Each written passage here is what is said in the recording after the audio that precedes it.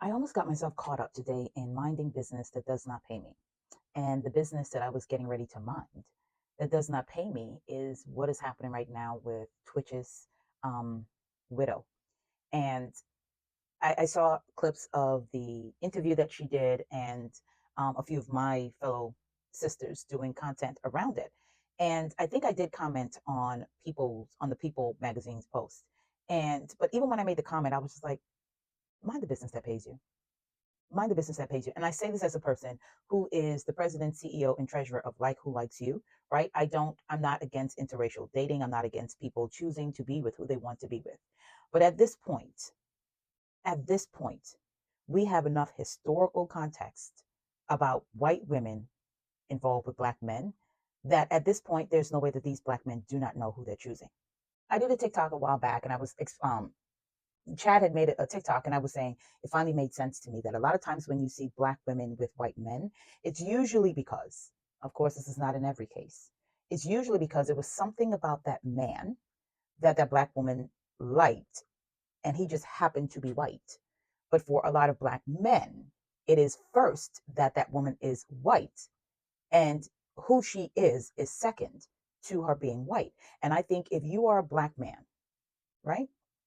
And you are choosing women because they are white first, figuring out who they are as people second, when you die, your white wife will be tWitch's widow.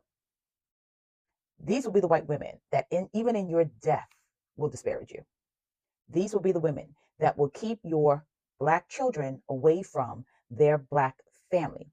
These are the white women that will raise your black children with no other black people around them.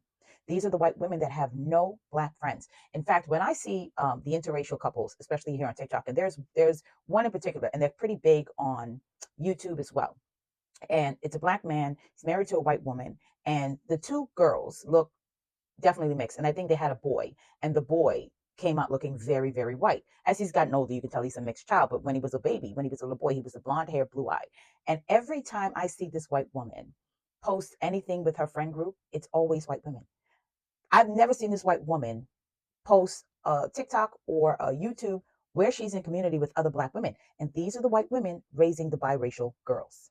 And in an effort to create a conversation that was not being had, especially around the whole biracial thing, if you are a biracial woman with a white mother and that white mother is not in community with any black woman, you are being raised as a white woman, even though you cannot go out into the world and experience the world as a white woman.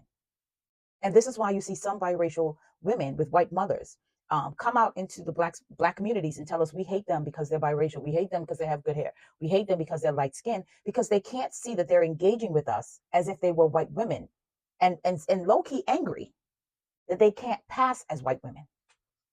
And so black women, this conversation with Stitch and his widow, that's not of our business. And I just saw a TikTok from another sister that said, black women, I see y'all already going into the closet to grab the cape. This is not our business. This is not our business. And I say this as a person who was interracially involved.